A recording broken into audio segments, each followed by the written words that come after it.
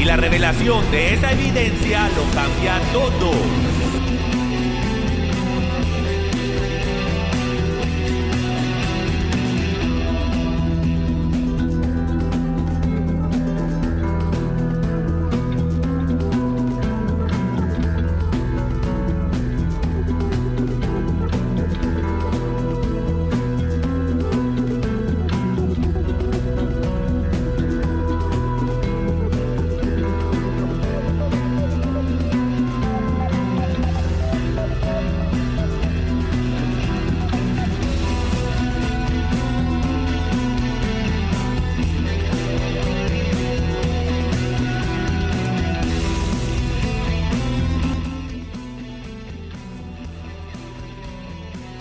Amén. Bueno, Shalom, ¿cómo están? ¿Cómo le va? Gracias al Todopoderoso. Estamos una vez más acá listos para comenzar este estudio de Hebreos. Hoy vamos a arrancar con la parte 1 de el estudio de el llamado carta. Nosotros le ponemos como carta porque así se le conoce, pero en realidad vamos a darnos cuenta que no es una carta, que es un sermón, o es un estudio, o es un evangelio, o sea, ¿cómo se puede? Lo que se llama una conferencia, es una manera de enseñar, es una enseñanza. Las cartas son cuando se quería dedicar algo, informar algo, advertir algo, avisar algo, pero acá se quiere enseñar, se quiere transmitir un corazón. Entonces, por eso, para nosotros este es un sermón, o sea, un estudio, un sermón más bien, un estudio bíblico. Pero, como es comúnmente conocido como carta, nosotros les vamos a llamar carta a los hebreos.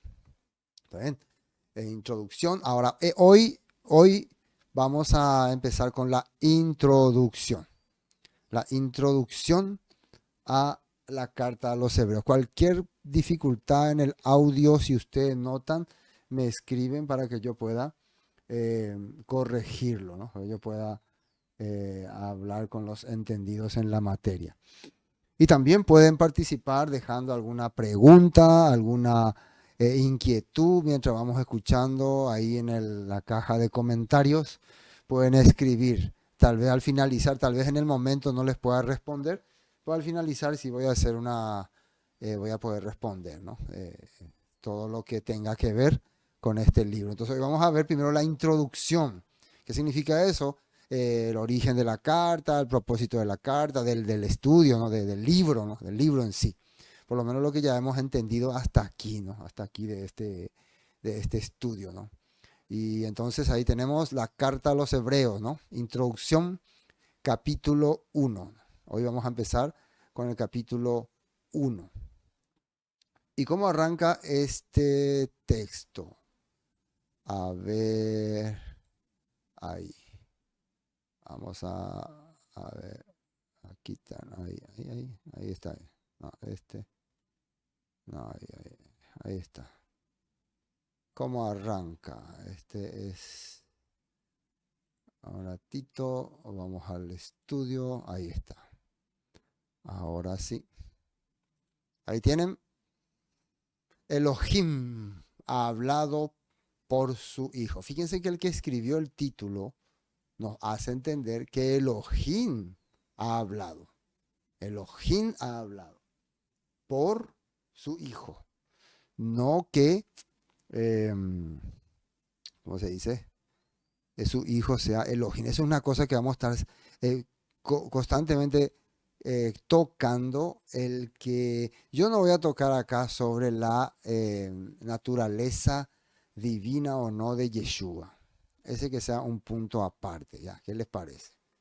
Lo que yo voy a tocar acá es si Yeshua es Elohim o Yeshua es el ungido de Elohim, el elegido, el consagrado para llevar el mensaje de restauración, que es lo más importante que nosotros tenemos que entender. ¿Qué es lo más importante que Yeshua nos quiere mostrar? El mensaje de restauración. Entonces, ¿cómo arranca? Dice, Elohim, habiendo hablado muchas veces y de muchas maneras En otro tiempo, a los padres por los profetas. Por los profetas. ¿Qué pasa? Nos habló muchas veces. Pero yo quiero mostrarles algo muy interesante sobre la carta de los hebreos, ¿no? Y, a ver, quiero que veamos algo interesante. Una introducción. Una introducción. Bueno, yo estaba mirando constantemente lo que la carta nos quiere decir y llegué a este tema. A ver. La introducción y de dónde, ¿no? ¿Qué es? Dice, tengo unos comentarios que voy a leerle acá. En esta epístola, el autor o los autores comparten con los hebreos. ¿Quiénes eran los hebreos? Eran judíos creyentes en Yeshua. O sea, estos hebreos eran judíos creyentes en Yeshua. Su profundo entendimiento del Antiguo Testamento y de la Torá de Moisés, así como su testimonio especial de ser mensajeros de restauración. O sea, se hace entender que ellos son mensajeros de la restauración. Les enseña que el Antiguo Testamento no se opone al mensaje mesiánico, o sea, no es que les enseña en contra del Antiguo Testamento, ni que los judíos estaban en contra del Antiguo Testamento. Lo que trata los escritores de Hebreo es de complementar en el Antiguo Testamento el ministerio y la labor profética y restauradora de Yeshua HaMashiach. Eso les enseña que el Antiguo Testamento no se opone al mensaje mesiánico, sino que en realidad testifica su cumplimiento y de sus promesas dentro del Evangelio. ¿Dónde están esas promesas? En el Evangelio. ¿Qué es el Evangelio? En el hebreo se dice Besorá. ¿Y qué es la palabra Besorá? Promesas dadas a un pueblo. La palabra evangelio, buena noticia, buen mensaje, eran las promesas que se le daba al pueblo sobre un reino de restauración. Ese es el evangelio. El libro de Hebreos está destinado a desafiar, animar y darle fuerza a los creyentes en Yeshua. Según esta carta o mensaje, Yeshua es superior a todos los demás profetas y a todos los demás las demás afirmaciones que existen sobre de la verdad. O sea que otro de los propósitos que tiene la carta de Hebreos es hacernos entender que Yeshua está por encima de todas las demás interpretaciones y profecías que podamos haber recibido antes de Yeshua. Eso es lo que la carta o el libro de Hebreo nos quiere decir. Eso es lo que yo estoy explicando, ¿no? Esa es la intención, ¿no?, de esta carta. Bueno, dado que Elohim, cuando yo digo Elohim me estoy refiriendo a Dios, ¿no? Elohim es en hebreo. Nos ha dado a un Mesías restaurador. Debemos escuchar lo que Él dice y no retroceder. Nos dieron un Mesías restaurador. O sea, lo que la carta de los hebreos nos trata de mostrar es que hay un Mesías que viene a restaurar todas las cosas. Punto a tener en cuenta, dice. Primero, el contexto histórico. El año 68 fue, ¿en qué momento? Esto es importante, miren, yo quiero que ustedes sepan que es importante cuando nosotros analizamos una carta, tener en cuenta el contexto histórico, el contexto en que ha ocurrido esa carta para poder comprender un poco lo que nos estaba queriendo decir los que escribían. Y eso es muy importante. Bueno, según los datos que tenemos, esta carta probablemente fue, o si no fue escrita o redactada, que siempre yo explico también que hay una diferencia entre el momento en que ocurrieron los hechos que están en la carta y el momento en que esto fue redactado, que fue editado, que fue preparado, ¿no? Siempre hay algunas veces diferencia. Bueno, el momento en que se está que está ocurriendo los hechos, o sea, que se está queriendo llevar el mensaje a los creyentes en Yeshua, llamados hebreos acá, es el año 68. Y miren lo que dice aquí. El año 68 es el inicio de una guerra civil en Roma. La primera desde el 31 antes del Mesías. Tras el suicidio de Nerón, el 9 de junio, la anarquía política y militar que generó esta guerra civil tuvo consecuencias graves, como la sublevación de Batavia. Eso es lo que estaba ocurriendo en Roma. En el año 69, esto es ya después de Cristo, ¿no?, después del Mesías, fue conocido como el año de los 4 emperadores, porque en ese año gobernaron 4 emperadores distintos. en rápida sucesión. Galba, Otón, Vitelio y Vespasiano. Por cierto, este Vespasiano, el que logra, el que ataca a Jerusalén, ¿no? Vespasiano logró estabilizar el imperio e instalar la dinastía Flavia. Un poco sobre el emperador Nerón, que precisamente fue el perseguidor de muchos creyentes en Yeshua y probablemente también la razón por la cual muchos estaban desertando y necesitaban una carta de aliento, de apoyo. No se le menciona al emperador Nerón en la Biblia, salvo de la manera indirecta. Pablo apeló a César y ese César en ese tiempo era Nerón, que gobernó entre 54 y 68 después de Cristo. Ese fue el tiempo en que gobernó Nerón. Por cierto, Nerón hizo un montón de locuras en su tiempo. Este tema está en Hechos 25, 9, 12. Pero el nombre de Nerón no aparece ni en ninguna parte de la escritura. La revuelta se inició en el año 66 en Cesarea, cuando tras ganar una disputa, en el tiempo de Nerón, precisamente después de tanta persecución, tanto a los creyentes en Yeshua como después a los judíos mismos, se levanta una revuelta entre los judíos, que empezó en el año 66, dice. Y acá atiendan bien, año 66. Recuerden que en el año 70 fue la caída del templo. Probablemente en ese 66 era el tiempo en donde se estaba redactando esta carta. Y algunos dicen que en ese tiempo también ya Pablo había sido ejecutado, ¿no? O sea, ya cuando la carta, en el transcurso de la redacción, también unos años después Pablo va a ser ejecutado. Así en un acto desafiante, el hijo del sumo sacerdote Eleazar ben Ananías cesó la oración y los sacrificios en el templo en honor al emperador romano y mandó atacar a la guarnición romana que estaba en Jerusalén. El tetrarca de Galilea y gobernador de Judea, Herodes Agripa II y su hermana Berenice huyeron mientras Cayo, Castio, Galo legaron Roma en Siria, ¿no? Una importante fuerza de Acre para marchar a Jerusalén sofocó la rebelión. Bueno, empezó la guerra entre los judíos y los romanos. Según los padres de la iglesia, ¿qué ocurrió cuando hubo la rebelión entre los judíos y los romanos? Según la historia y los padres de la iglesia, Eusebio de Cesarea y Epifanio de Salamina, los creyentes en Yeshua, judíos de Jerusalén, huyeron a Pela, era una región, antes del comienzo de la guerra. Y esto es interesante porque este dato histórico nos menciona algo que Yeshua había profetizado. En Mateo 24, 14. Mateo 24, 14, 15 dice así: y será predicado este evangelio del reino en todo el mundo para testimonio a todas las naciones, entonces vendrá. Acá esta palabra fin se puede entender como el colapso de todas las cosas.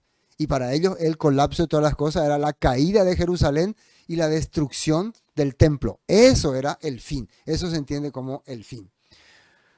Versículo 15, Mateo 24, 15. Por tanto, cuando veáis en el lugar santo, o sea, en la santa ciudad de Jerusalén, la abominación desoladora de que habló Daniel, el que le entienda. Cuando vean ustedes que el lugar donde el Todopoderoso estableció su morada, el templo, sea profanado, quiere decir que está llegando el tiempo del colapso. O sea, uno diría, pero eso no va a ser, pastor, en los últimos tiempos. Bueno, pero la Biblia también habla que eso fue ya en tiempos de Yeshua o en tiempos de que cayó el templo. Recuerden, para los judíos, la destrucción de Jerusalén y la caída del templo es el fin de todas las cosas.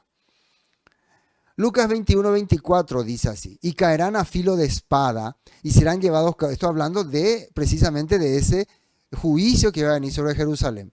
Serán llevados cautivos a todas las naciones y Jerusalén será hollada por gentiles. ¿Quiénes son estos gentiles? Son los romanos que van a entrar a destruir Jerusalén hasta que los tiempos de los gentiles se cumplan, hasta que nuevamente venga la restauración. Bueno, posibles autores tenemos a Pablo, Apolos, algún levita del templo o Santiago. Temas fundamentales tenemos Yom Kippur, el origen y propósito del Mesías según la Torá. También tenemos Yeshua superior a los ángeles y profetas, el nuevo pacto, la emuná y lo importante de la reunión. O sea, los temas que creemos que son fundamentales son estos tres o cinco temas. eh, Yom Kippur, el origen y el propósito del Mesías según la Torá, Yeshua superior a los ángeles y profetas, el nuevo pacto, la Brit Hadashah, conocido también como Nuevo Testamento, la emuná, la fe, que es la fe, y lo importante de la reunión, de reunirse. También tenemos temas sobre la confirmación de la redención y el enfoque de la carta del apóstol Pablo, ¿no? ¿En qué se trata, ¿no? ¿Qué es la predicación? Bueno, entonces de esa manera vimos una pequeña introducción de todo lo que vamos a estar hablando en esta carta. ¿Ven? Ahora vamos a entrar ya de lleno a la carta. Bueno, tenemos acá, a ver, ahí. Elohim, habiendo hablado de muchas veces y muchas maneras, en otro tiempo a los padres por los profetas. Este versículo, así, atájense, sujétense, porque siempre recuerden ustedes que cuando entramos en una carta, tenemos que entender de qué se trata. No vamos a ir avanzando versículo por versículo, después ya vamos a avanzar los versículos más rápidamente, pero cuando entramos, esto tiene que ser la carátula de lo que vamos a ir estudiando, así que se tiene que entender perfectamente. Entonces vamos a entender detalladamente de qué está hablando cuando dice que hablaba de muchas formas y muchas veces. Vamos a esta nota. Primer punto, ibrit. Ibrit es la palabra hebreo, que significa cruzar o pasar. Cruzar o pasar. ¿Y por qué aparece el libro hebreo? ¿De qué se trata hebreo? ¿Qué es un hebreo? ¿Por qué pusieron, miren, por qué pusieron hebreos como título? ¿Qué es lo que querían hacernos entender los redactores cuando le ponen a este estudio o a esta mal llamada carta, ¿no?, el nombre de Hebreos? Y les voy a decir qué. Y por eso vamos a encontrar dentro del libro. No es que está nomás por ahí. Dentro del libro vamos a encontrar todo esto que vamos a ir hablando, va a estar adentro. Primero, ¿a quién se le llamó hebreo? A Abraham, que pasó el Éufrates, que cruzó el Éufrates. La palabra hebreo significa cruzar, y el primer hebreo, de acuerdo a la Biblia, es Abraham. Primer hebreo. Génesis 14:13, nueva traducción viviente, dice familia, ¿no? Porque el primer hebreo fue un hombre que pasó con su familia. Fue el llamamiento de un hombre a servir la voluntad de Dios, y él lo hizo con su familia, como familia. Dice, uno de los hombres de Lot escapó y contó todo a Abraham, el hebreo. Fíjense acá, dice Abraham, el hebreo. ¿Qué significa cuando están diciendo Abraham, el hebreo? El que cruzó, el que vino del otro lado, que vivía cerca del robledo que pertenecía a Manre, el amorreo. Manre y sus parientes, Escol y Aner, eran aliados de Abraham. También aparece en Génesis 10:25 sobre un antepasado de Abraham llamado Eber, del cual descendieron todos del cual son todos los descendientes, ¿no?, de Abraham. Eber, que también representa los que han cruzado.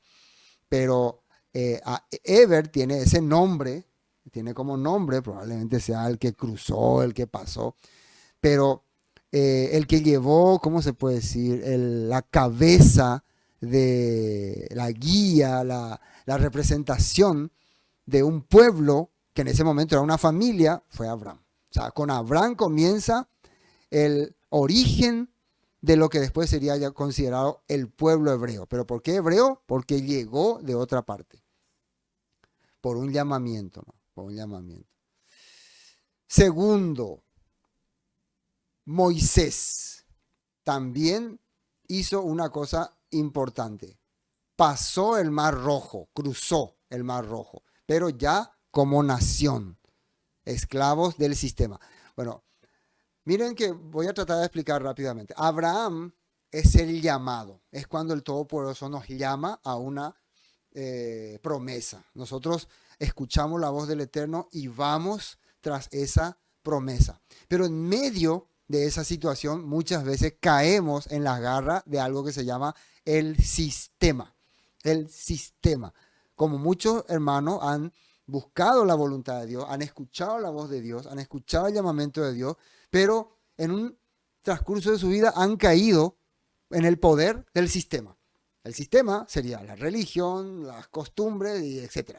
Y en vez de estar sirviendo a un todopoderoso y haciendo la voluntad del todopoderoso, terminan siendo esclavos de una corriente religiosa, de una denominación, y no pueden realmente servir al todopoderoso. Entonces, el primer hebreo fue Abraham, que fue llamado para ser parte de la voluntad de Dios.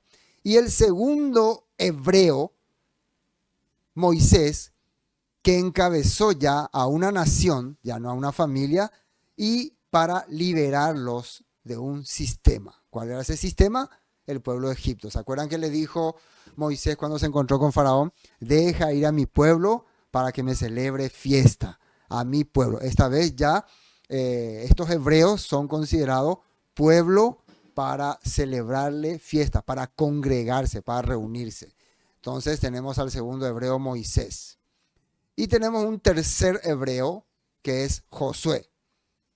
Pasó el río Jordán.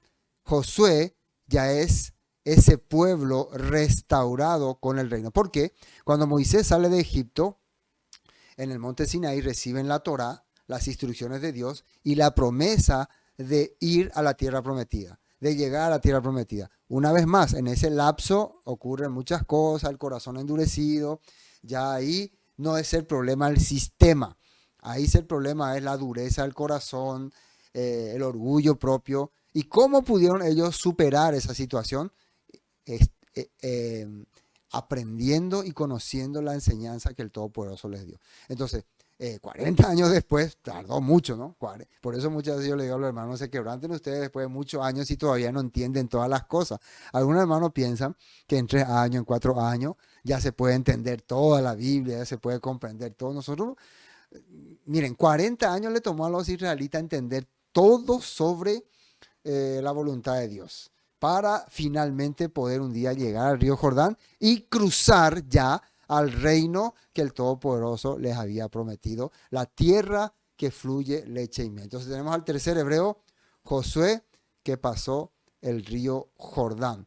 ¿Se acuerdan una palabra clave que le dijo el Eterno a Josué? Eso vamos a ver después, ¿no? Entonces, ¿qué significa Josué? Cuando ya nosotros finalmente abrimos nuestra mente y somos herederos del reino restaurado. Recuerden que Josué es un nombre que representa a nuestro maestro Yeshua. Josué se escribe así, ¿no? A ver, perdón. Ahí. Yehoshua, así se escribe, ¿no? Yehoshua, ¿y qué significa Yehoshua? Yehoshua significa, no, acá creo que este está mal. Ahí está, Yehoshua, el Eterno salva, salvación del Eterno. Entonces, nosotros tenemos también un Yehoshua o Yeshua que representa a la salvación del Eterno. Por la pregunta que yo les hago, ¿Josué era el Eterno? No. Entonces, porque él tenga el nombre Yehoshua, él no era el Eterno. Él era el instrumento que usó el Eterno para salvar. Así también nuestro maestro Yeshua fue un instrumento que usó el Todopoderoso para salvarnos, para en el futuro introducirnos a la tierra prometida. Y vemos aquí también, no sé si otro hebreo, pero un hebreo ya más contemporáneo, Juan el Bautista, ¿no? Que llama al arrepentimiento. Y precisamente, ¿dónde estaba Juan llamando? En el río Jordán, diciéndole, salgan del sistema, salgan de esa mentalidad griega, mentalidad judía, ¿cómo se puede decir? Judía rabínica, legalista, mentalidad romana que tenían en ese tiempo. ¿Se acuerdan cuando Juan el Bautista estaba en el río Jordán? ¿Qué les decía que tenían que hacer? El que cobra impuestos, cobre lo justo. El que tiene más, ayuda al que no tiene. Los soldados no maltratan a los demás. O sea, hablaba de un momento de restaurar, de ser restaurado. Y eso era ser hebreo, salir, cruzar, avanzar. ¿Cómo se manifiesta el Eterno cómo se manifestaba el Eterno en el pasado? ¿Por qué este texto? Por el versículo que sale aquí, habiendo hablado muchas veces y de muchas maneras. Este es lo primero que vamos acá a analizar. ¿Cómo hablaba el Eterno muchas veces y de muchas maneras. Vamos a ver. Bueno, le quería mostrar algo, una vez se me pasa. ¿Por qué era Abraham el hebreo? Esperen, aquí yo ya entendí. A ver, vamos a la nota. Bueno, fíjense usted aquí, les voy a mostrar algo. A ver, ahí. Ah.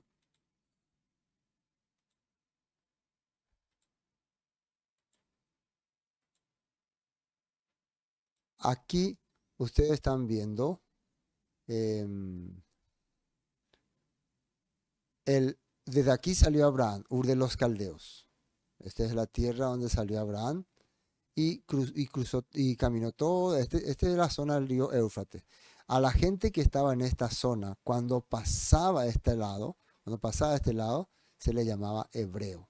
Cuando cruzaban estos lados. Esta es una región, esta es otra región. Esta es la región donde vino Abraham a morar. Entonces la gente que estaba a este lado, al cruzar acá, se le llamaba hebreo. Entonces uno de los primeros, según la Biblia, claro, se habrán cruzado mucho, ¿no? Pero los primeros, de acuerdo a la Biblia, que cruzó para hacer la voluntad de Dios, fue Abraham.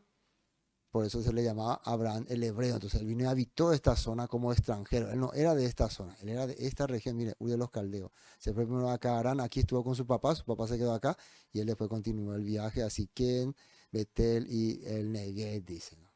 Y tenemos una cosa interesante, ¿por qué hacían este viaje? Fíjense en este mapa que voy a mostrar ahora. A ver, no, acá, a ver. No, ¿dónde está? Fotos. Ahí, voy a mostrarle un mapa. Ahí, Ahí están viendo, ¿no? Aquí ustedes ven cómo esta zona es verde, ¿no? Esta zona verde dice 960 kilómetros. Desde aquí, desde Ur hasta Harán son casi 1000 kilómetros de viaje, ¿no? Y después desde aquí, desde Harán hasta, ¿cómo sería?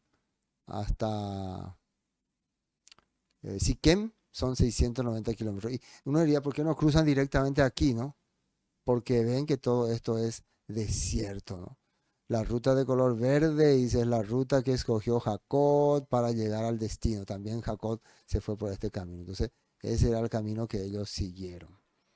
Esto es muy interesante, ¿no? Ahí tenemos entonces los dos mapas. Y esta es la palabra hebreo, hibrit.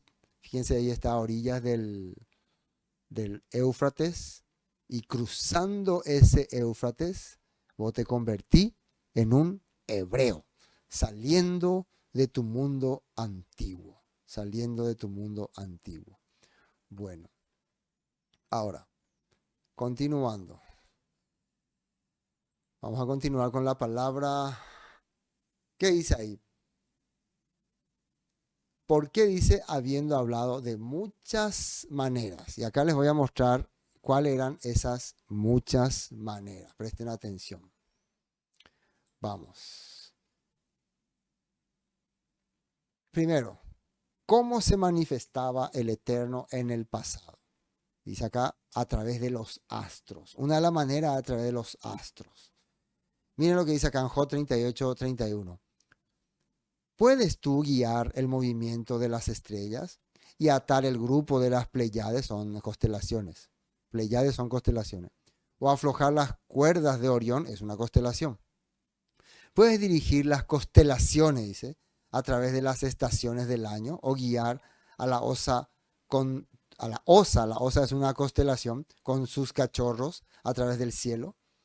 Puedes hacer que aparezca el relámpago y que caiga hacia donde lo dirija. Bueno, es una forma que está hablando a Job, diciéndole, tú puedes manifestar señales en el cielo, tú puedes expresarte a través de la señal en el cielo, tú puedes mostrar en el cielo todas estas manifestaciones que yo hago.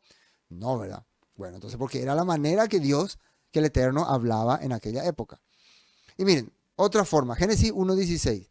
Elohim hizo dos grandes luces. Atiendan que, dos grandes luces. Lumbrera, dice en otra versión. La más grande para que gobernara el día y la más pequeña para que gobernara la noche. También hizo las estrellas. ¿Con qué objetivo hizo las dos lumbreras, la pequeña, la grande y las estrellas? Para que gobernar significa guiaran, dirigieran. ¿Y a quién tienen que dirigir? En el cielo, ¿a quién tienen que dirigir? Primero nosotros. Nosotros a través de eso podemos saber las estaciones, los tiempos. Por eso muchas de las fiestas bíblicas están relacionadas con tiempos, con estaciones, con cosechas. Esa es la manera que el Padre nos hablaba, nos mostraba su voluntad. Elohim puso esas luces en el cielo para iluminar la tierra, para que gobernara el día y la noche y para separar la luz de la oscuridad. Y Elohim vio que esto era bueno. Y miren acá una de las formas que vemos que eso se cumple en la Biblia, Génesis 15:5. Entonces el Señor llevó a Abraham afuera y le dijo, mira el cielo. Atiéndame cómo le dice, mira el cielo. Mira el cielo. Y si puedes, cuenta las estrellas. ¿Qué era contar las estrellas? Era mirar las constelaciones y darle una forma. Si puedes, le decía, observa el mensaje que tengo para ti dentro de las estrellas. Dice, esa es la cantidad de descendientes que tendrás, dice. O sea, y Abraham creyó, bueno, o sea que le dice, cuenta, mire y observa el mensaje que te doy, así va a ser tu descendencia. En pocas palabras, te estoy dando un mensaje a través de los astros. ¿Y qué dice después? Abraham creyó al Señor y el Señor lo consideró justo. Miren, nosotros solemos aprender en la Biblia que para ser justo, santo, perfecto, tenemos que creer en la muerte redentora de Yeshua HaMashiach, ¿no? Está bien, es correcto. Pero para que vayamos entendiendo qué es lo que hizo que Abraham sea justo, entendió el mensaje del Señor, del Eterno, manifestado a través de las estrellas del cielo. Y ese mensaje es justo, es correcto, hizo que Abraham sea considerado justo. Amén. Así el Todopoderoso estaba trabajando. Eso nos muestra la voluntad del Eterno. A ver. Bueno, tenemos otra manera que el Todopoderoso nos hablaba eran los famosos, ¿cómo se llama? Sueños. Los famosos sueños. Sueño aquí, sueño allá. Todos tienen sueño. Esa es la otra manera que el Todopoderoso hablaba. Y ahora, ¿qué son los sueños? Mucha gente me ha preguntado qué son los sueños. También están las visiones. ¿Qué eran los sueños? Para muchos era el momento en que vos perdías, ¿cómo se puede decir?, el control de tu conciencia. Sí, cuando vos estás soñando, tu cerebro sigue trabajando, sigue funcionando, pero tu cuerpo no. O sea, que tu cuerpo está descansando. Entonces, tu cerebro empieza a crear imágenes, ideas, y según la creencia, según los textos, o según vamos a poner la ciencia, vamos a decir, en ese momento es donde el Todopoderoso, que trabaja de manera sobrenatural, puede hablarte, puede decirte las cosas cuando vos no tenés control de tu razón. Y te puede decir mensajes que vos no puedes controlar. Por eso muchos decían que el Todopoderoso les hablaba por sueños. Estamos como José, pero él muchas veces no entendía de qué se trataba.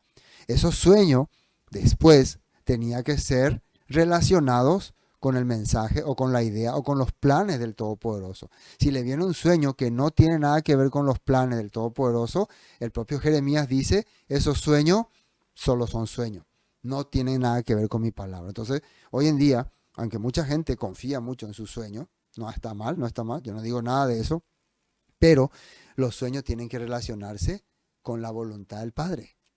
Tienen que estar de acuerdo a la voluntad del Padre. Es una manera también que el Padre hablaba. Visiones. También había visiones. ¿Qué eran las visiones? Cuando se te aparecía un ángel o un mensajero, una manifestación sobrenatural, algo fuera de lo común, pero vos estando consciente, La diferencia del sueño y la visión es que en el sueño vos no estás consciente, en la visión vos estás consciente, vos podés decir que eso yo no soñé, eso yo lo vi. Entonces, hay prueba de que también el Todopoderoso se manifestaba en esos tiempos, dice de esa manera. Entonces vimos por los astros, vimos por los sueños, vimos por visiones. Y también cómo se manifestó en los últimos tiempos, ya en los tiempos modernos, dice ahí, por la Torá, revelación de la palabra. Ya antes la palabra se le era revelado, ¿cómo se puede decir? Oralmente. El Todopoderoso hablaba a alguien y esa persona transmitía oralmente. Ya en los tiempos de Moisés, esa palabra se empezó a redactar, se empezó a quedar como por escrito. Ya no estaba simplemente, ¿cómo se puede decir? No era simplemente oral, ya era una palabra que estaba redactada. Esto es muy importante entender. Bueno, la Torá, revelación de la palabra, Éxodo 3:15, dice así. Además dijo Elohim a Moisés, así dirás a los hijos de Israel, Yahweh, el Elohim de vuestros padres, el Elohim de Abraham, Elohim de Isaac y Elohim de Jacob, me ha enviado a vosotros. Este es mi nombre para siempre. Con él se me recordará por todos los siglos. Esta palabra es la palabra que Moisés escuchó del Todopoderoso y le tenía que decir al faraón. ¿Quién es el que está presentándose? El Elohim del hebreo Abraham, del hebreo Isaac y del hebreo Jacob. Me ha hecho entender a mí, que yo Moisés también soy hebreo, y ahora quiere que su nombre, que es nombre, su Shen, su manifestación, opere en sus hijos. Que su manifestación opere en su pueblo. Que su manifestación trabaje con su gente. ¿Y en qué forma? Liberándolos de tu cautividad. Sí, ese es el nombre del Eterno. Deuteronomio 18:18. Miren lo que dice acá. Bueno, de lo que estamos hablando, a partir de ese momento el Todopoderoso se va a manifestar con, es una forma de decir, ¿no? Manifestaciones, ¿no? Valga la redundancia. Con poder, con señales.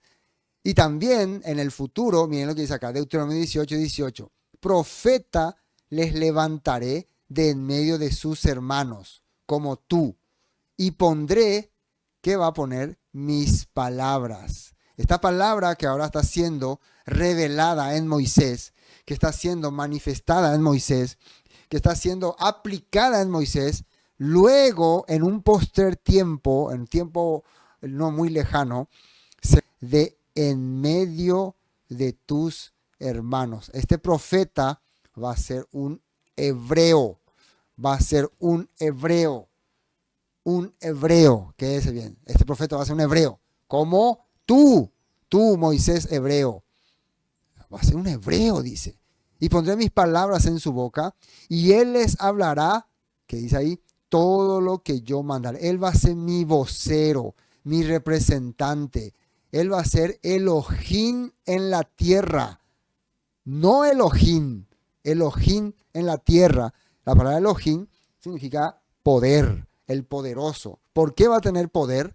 Por la palabra que va a hablar, que viene de lo alto. ¿Por qué Moisés tenía poder? Porque Moisés tenía la palabra del poderoso. Esa es la forma que el Todopoderoso iba a hablar. Otro texto, Deuteronomio 34:9. Y Josué, hijo de Nun, fue lleno del espíritu de sabiduría, porque Moisés había, atienda bien, puesto sus manos sobre él, y los hijos de Israel le obedecieron e hicieron como Yahweh mandó a Moisés, como el Eterno, Elohim, Todopoderoso, Dios, mandó a Moisés. ¿Qué es la imposición de manos? Nosotros solemos hacer imposición de manos a un hermano y oramos, Señor, bendígale. Los pastores suelen hacer imposición de manos. La imposición de manos significa lo que yo te enseñé, lo que yo aprendí del Eterno y te enseñé, ahora quiero que vos lo ejerzas, lo apliques. Y dice que Moisés que fue instruido por el Todopoderoso, le dio la imposición de manos a Yehoshua, a Josué.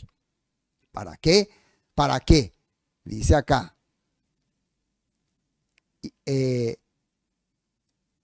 Hicieron como Yahweh mandó a Moisés.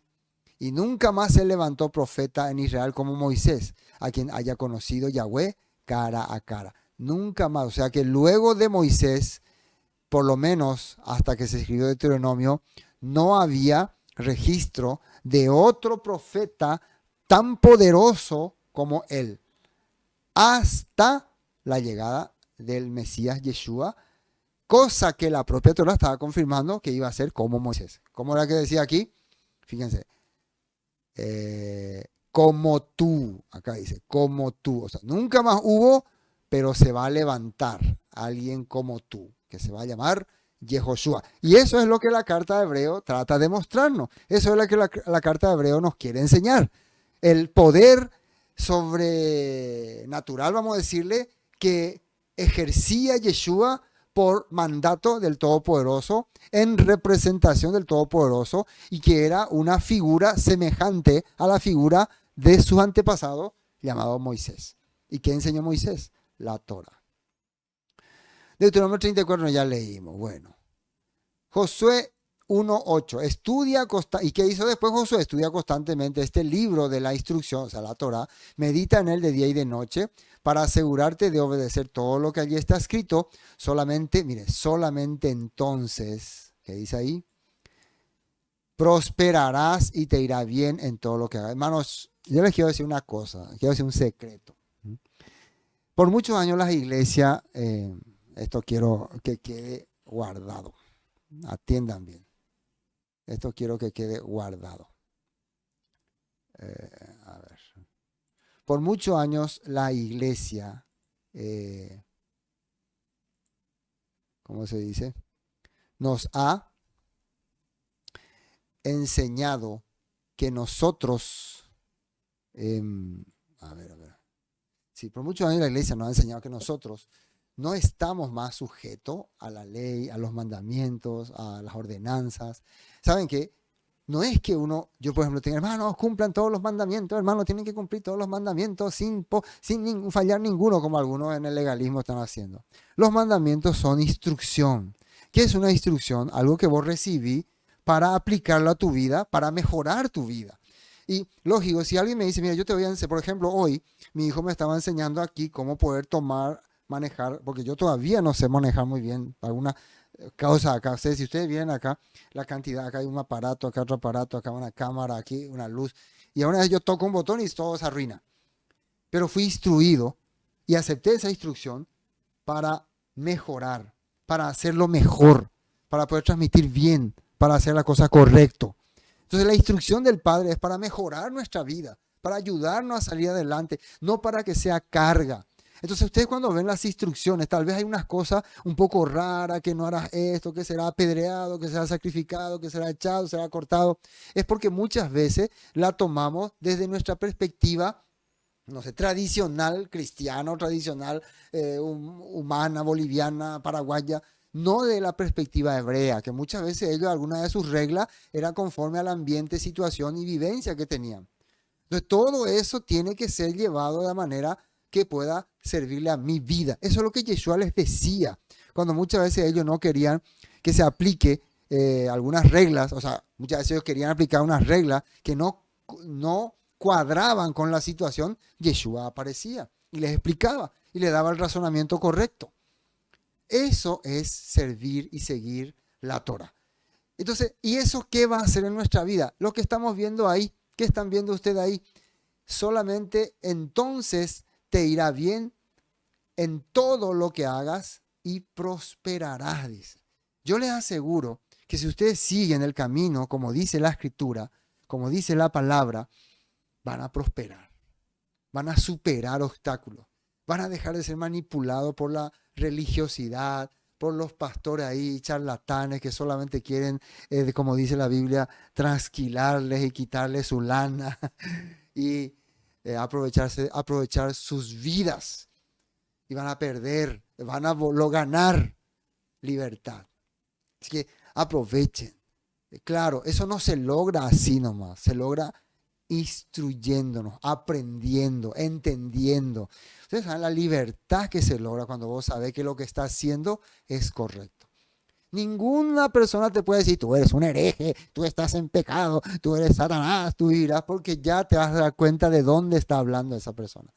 Es como que alguien te va a explicar algo que ni siquiera estudió y vos entendiste todo y puedes darte cuenta que está hablando pura, como dicen vulgarmente, pendejadas, tonterías. Bueno, eso quería que comprendamos. La Torá es para prosperar, para avanzar, para superar nuestra vida en momentos difíciles. Entonces es importante aprenderla. Es lo que vemos en el libro de Josué. Es lo que el Todopoderoso le dijo a Josué. Solamente entonces prosperarás y serás y te irá bien en todo lo que hagas. Bueno, volviendo a la escritura. Mi mandato es, sé fuerte y valiente, no tengas miedo ni te desanimes, porque el Señor tu Elohim está contigo donde quiera que tú vayas. Bueno, ¿qué versículo terminamos? Versículo 1. A ver si nos alcanza a terminar todo hoy, ¿no? Bueno, por lo menos vamos a, recuerden, hoy estamos en la introducción, ¿no? Para que después ya vamos ya avanzando más rápido los versículos. Bueno, versículo 2. Entonces ya entendemos a Dios habiendo hablado muchas veces y de mucha manera en otro tiempo a los padres por los profetas. En estos posteros tiempos o posteros días nos ha hablado por medio del Hijo. Por medio del Hijo. Hay que entender también que la carta de Hebreos ya es un libro o un estudio o una enseñanza que ya reconoce, reafirma a Yeshua como el representante oficial del Eterno aquí en la tierra, por muchos factores que va a ir mostrando luego. Entonces ya lo presenta ya así. Hoy estamos escuchando el mensaje de Dios a través del Hijo. ¿Qué es el Hijo? Hijo es el que hace la voluntad de Dios. Es el que tiene la voluntad de Dios. Bueno, nota 2. En estos posteros días nos ha hablado por el Hijo, a quien constituyó heredero, porque va a ser el que va a gobernar el reino de todo, y esta palabra es importante, por quien asimismo hizo el universo. ¿Qué es el universo? ¿A qué se refería cuando el escritor hebreo cuando hablaba de universo? Veamos la nota 2. Hebreos 1:2, nueva traducción viviente, y ahora en estos últimos días, para el escritor de Hebreos y los que estaban escribiendo Hebreos, estos tiempos eran los últimos días. A ver, para ellos estos eran los...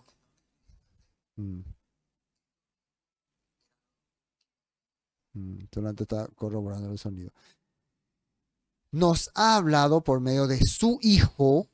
Elohim le prometió todo. Le prometió todo. Acá sale algo interesante. Le prometió todo. Yo marco todo para poder resaltar. Como herencia. Y mediante el Hijo creó el universo.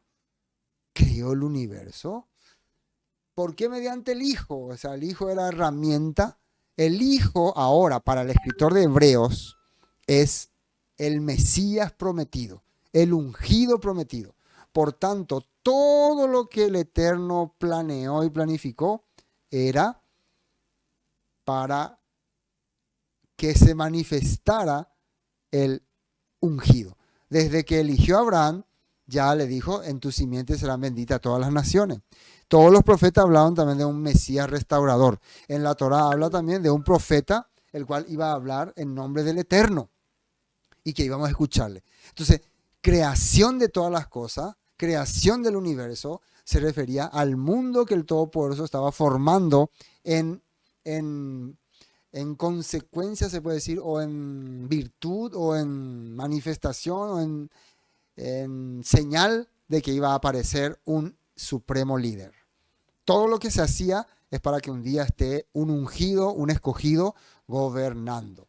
Bueno, eso es lo que el escritor de Hebreo nos está diciendo. Y es que va a heredar todas las cosas. ¿Qué más tenemos acá en la nota? Marcos 1:14. Más tarde, después del arresto de Juan, Yeshua entró en Galilea, donde predicó la buena noticia de Elohim. Por fin ha llegado el tiempo prometido por Elohim. Anunciaba, el reino de Elohim está cerca. Arrepiéntanse de sus pecados y crean la buena noticia. En Reina Valera dice, ¿cómo es lo que dice? El reino de Elohim está cerca, arrepiéntanse de sus pecados y creed en el Evangelio, dice, ¿no? Y creed en el Evangelio. A ver, porque aquí vamos a mirar nomás, solamente para... Acá nos aparece 2 pantallas. Acá tenemos, por ejemplo, Reina Valera. Aquí es interesante este. Después que Juan fue encarcelado, Yeshua vino a Galilea predicando el Evangelio del reino de Elohim, diciendo el tiempo se ha cumplido. El tiempo se ha cumplido. Fíjense que acá Yeshua habla de un tiempo. ¿De qué? Y el reino de Elohim, ¿de qué reino? Reino que es restaurado, ¿no? Se ha acercado. Acá no dice que ya llegó, se ha acercado. Arrepentido significa regresen, teshuvá en hebreo, teshuvá. Ya nosotros tocamos ese tema profundamente en un estudio. Y regresen es como decir, salgan del sistema, crucen el río Jordán, como Juan Bautista le decía, arrepiéntanse, arrepiéntanse, y creed en el Evangelio. ¿Qué es el Evangelio? La Besora, las promesas dadas por el Todopoderoso. El Evangelio son las promesas, la buena noticia. Amén. Bueno, regresemos a Hebreos. Ahí estamos en Hebreos. Bueno, aquí vamos a quitar este porque solo necesitamos uno. Bueno, entonces tenemos aquí esto entonces como promesa. Ahora quería mostrarle acá este escrito de que ya en el principio aparece que Yeshua era parte del plan de Dios. A ver, vamos a ver la Biblia. Creo que ustedes están viendo, ¿no? Antiguo Testamento, Génesis. Fíjense usted acá en Génesis 1:1. Dice, en el principio creó Dios los cielos y la tierra, dice.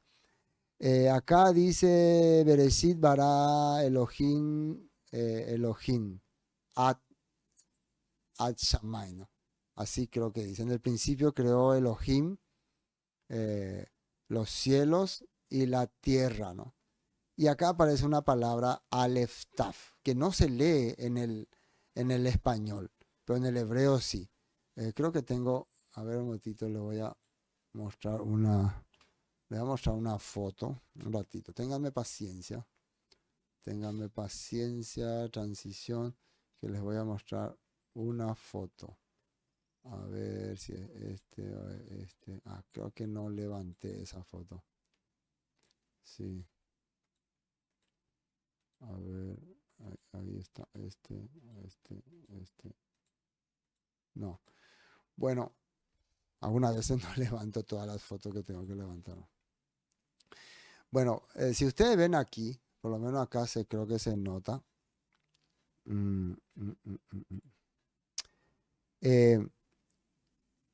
Aquí está, por ejemplo, en el principio creó Dios los cielos y la tierra, ¿no?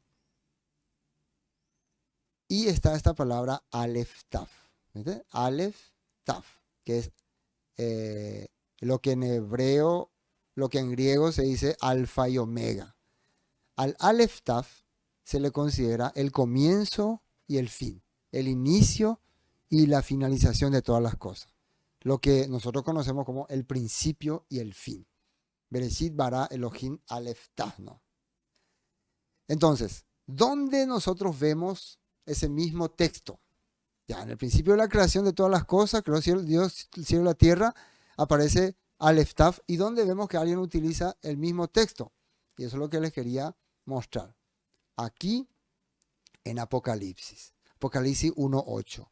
Yo soy Aleph Taf. ¿Viste? Aleph Taf. Y el alfa y omega, ¿no? O sea, principio y fin.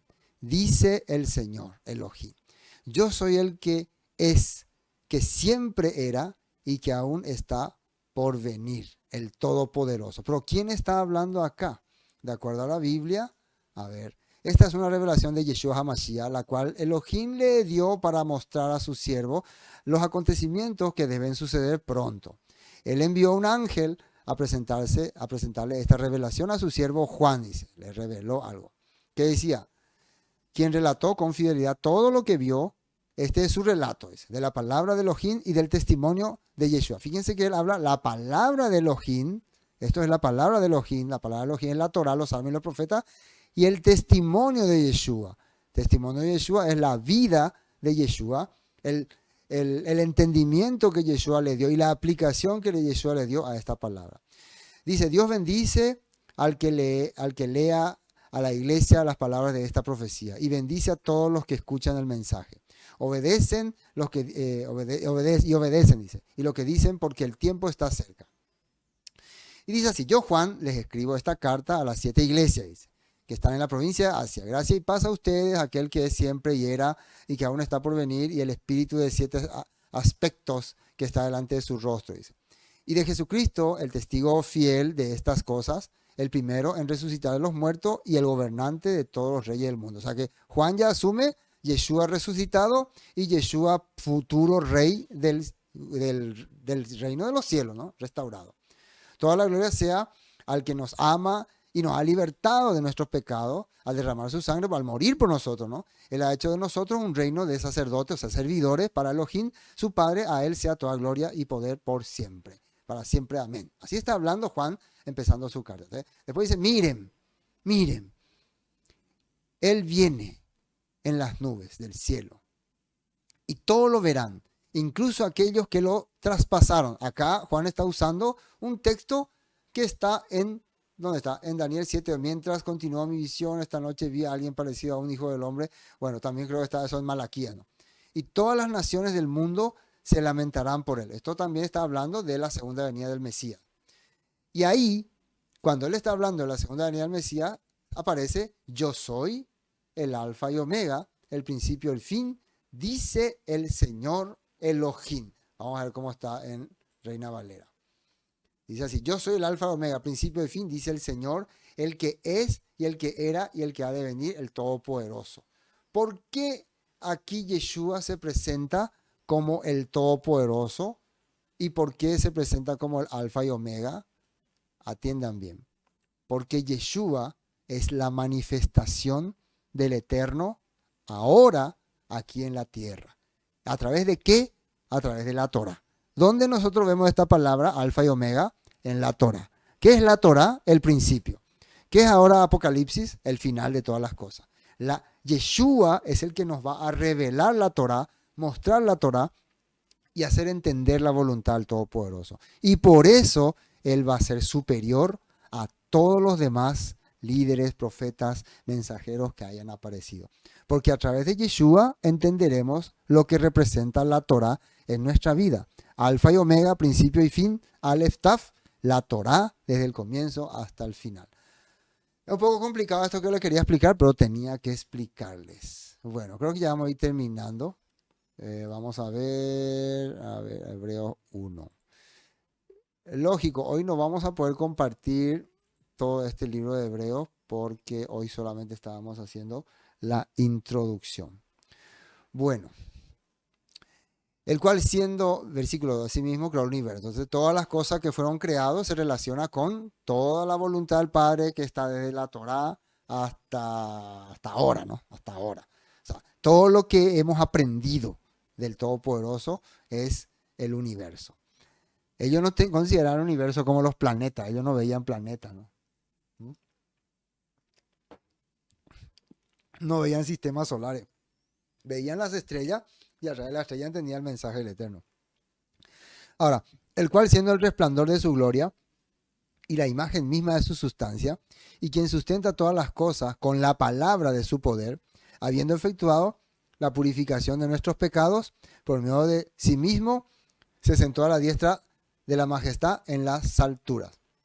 Entonces, ¿quién es el resplandor de su gloria? Yeshua. ¿Por qué Yeshua resplandece la gloria del Eterno? Porque a través de Yeshua entendemos la voluntad del Todopoderoso. Miren lo que dice acá en Nueva Traducción Viviente. El Hijo irradia la gloria de Dios y expresa el carácter mismo de Dios. O sea, cuando nosotros vemos a Yeshua, que es el ungido del Todopoderoso, que vemos el carácter del Eterno. Y sostiene todo con el gran poder ¿de qué? De su palabra. sea, ¿por qué Yeshua irradia tanta gloria? ¿Por qué irradia tanto poder? Por la persona de Yeshua, por el porte de Yeshua. Yo soy Yeshua. Yo soy Yeshua. No, por el poder de su palabra. Después de habernos limpiado, dice, de nuestros pecados, se sentó en el lugar de honor a la derecha del majestuoso Dios en el cielo. ¿Por qué dice habernos limpiado nuestros pecados? ¿Cómo se limpian los pecados? ¿Quién quiere saber cómo se limpian los pecados? Lavando los pecados. Todavía hay gente que cree que la sangre derramada limpia los pecados. La sangre es la consecuencia del pecado. La sangre es el resultado de haber pecado. El que haya derramamiento de sangre es que vos cometiste pecado. Entonces, cuando se derramó una sangre, y nos entró en el tema de los sacrificios, que vamos a tocar mucho aquí, el tema de los sacrificios, uno sacrificaba porque entendió que había pecado contra los mandamientos de Dios, contra la ley de Dios. Por eso llevaba los sacrificios. Y una vez que llevaba los sacrificios, entendía que era porque pecó y porque la palabra tiene que volver a su corazón. El no harás, el no vivirás así, tiene que regresar a su corazón. Ese es el entendimiento que te daban los sacrificios. Había sacrificio que era para reconciliación. Acá Yeshua derramó su sangre en la cruz y nos limpió nuestro pecado porque previo al derramamiento de la sangre, ¿qué hizo Yeshua? ¿Qué hizo Yeshua previo a eso? Nos dejó su enseñanza. Nos enseñó cómo teníamos que vivir. Nos mostró el camino correcto que teníamos que hacer. Y acá está, miren, Mateo. Esto siempre quiero mostrarles, ¿no? No sé si me estoy pasando ya el tiempo. Mateo 5, 18. 19. De manera que cualquiera que quebrante uno de estos mandamientos, muy pequeño, y así enseña a los hombres, muy pequeño será llamado en el reino de los cielos. Mas cualquiera que los haga y los enseñe, este será llamado grande en el reino de los cielos. Entonces, ¿qué es lo que Yeshua hizo para que pueda limpiar nuestro pecado? Nos enseñó cómo tenemos que vivir conforme a la palabra. Y por esa enseñanza que Él dio, y por esa enseñanza que Él puso en nuestro corazón, ¿qué le hicieron? A ver, ¿qué le hicieron? Le mataron. Le mataron, le colgaron en una cruz y le clavaron en su costado, pero Él resucitó al tercer día. ¿Qué significa? Su resurrección significa, esta palabra tiene poder. Esta palabra no termina así por así nomás. Cuando alguien que enseñó algo le matan y no vuelve más, quiere decir que su enseñanza también termina. Por eso muchas veces los líderes de antes mataban a los que se le oponían, para que la enseñanza de ese opositor desaparezca. Pero las enseñanzas de Yeshua no mueren, no murieron y nos limpiaron nuestro corazón. Amén. Bueno, terminemos. Y por eso Yeshua irradia toda la gloria del Eterno. Dice más, con el poder de su palabra, ¿no? Con el poder de su palabra.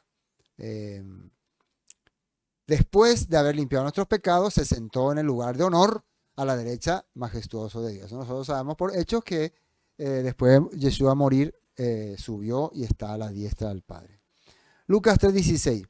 Juan contestó a su pregunta diciendo, yo los bautizo con agua, pero pronto viene alguien que es superior a mí, tan superior que ni siquiera soy digno de ser su esclavo y desatarle su correa de su sandalia. Él los bautizará con el Espíritu Santo y con fuego. Él está listo para separar el trigo de la paja con su rastrillo. Luego limpiará la zona donde se trilla y juntará el trigo en su granero, pero quemará la paja en un fuego interminable. Esta es la enseñanza que dejó Juan del trabajo que va a hacer Yeshua. Porque era superior a Juan, porque él va a poner las cosas en orden. Es como quien dice, va a limpiar la casa, va a restaurar la casa. Bueno, terminamos. Hombre que ellos. Dos cosas importantes que tenemos que saber acá. Primero, ¿quiénes son los ángeles? ¿Y qué es más excelente nombre? El nombre excelente. Nombre, recuerde que es vivencia. Quiere decir que Yeshua tiene una mejor vivencia o mejor reputación que los ángeles. La palabra ángeles, ángelo, es mensajero. Pero en la próxima reunión vamos a hablar profundamente de quiénes son estos ángeles. Hoy era introducción, hoy era, ¿cómo se dice? ¿Cómo se dice?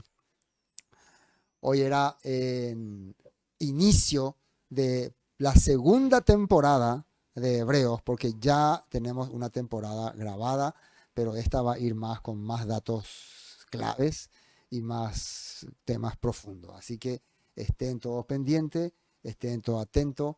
Vamos a seguir continuando estudiando. La temática va a ser Hebreos y Jeremías. O sea, la próxima semana probablemente vamos a empezar también con el libro de Jeremías y luego sí ya vamos a continuar con Hebreos. Va a ser 2 libros por semana. O sea, Jeremías, Hebreos. Por el momento ustedes pueden recopilar durante la semana, volver a estudiar, volver a analizar. Si alguna cosa no quedó muy claro, pueden preguntar y la vamos a ir confirmando a medida que pasa el tiempo. Amén. Entonces, muchas gracias. Shalom.